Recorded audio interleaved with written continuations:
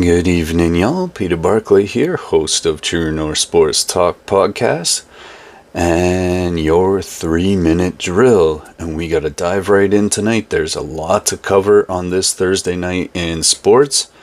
First thing we're going to look at comes from the ice, and that is Kyle Dubas.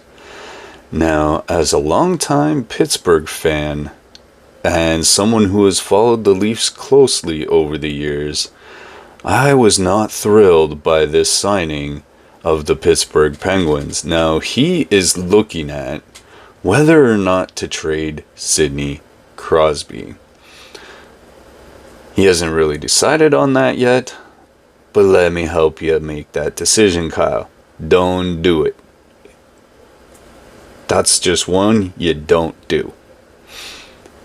Anyway, moving on, in the NHL still, Zach Hyman is looking at a November return from his injury, and so that's a date that Edmonton will have marked on their calendar, and Nick Robertson of the Maple Leafs is feeling that it's a blessing in disguise that he is still somewhat on the bubble of the Leafs roster.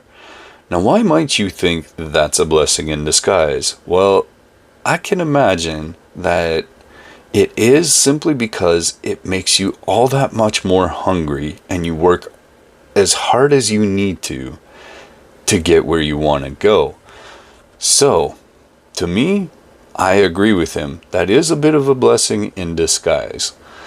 Alright, so week 3 kicked off in the NFL tonight, and we had Buffalo taking on Miami. And as one might expect from this particular matchup, Buffalo came out on top 31-21 to kick off week 3. Hopefully that didn't blow up your betting lines. And let's move on into the WNBA, because that was the only NFL game tonight. And we had a final with Indiana and Atlanta. Indiana staying alive 87-85 tonight. And Seattle has about 2 minutes and 20 seconds left in their game with Las Vegas. They are trailing 74-73 at the moment. And our Blue Jays up here north of the border had a tough day, losing 4-0 to Tampa Bay. New York won 7-0 over Baltimore, and Boston lost to the Athletics. Subscribe, see y'all.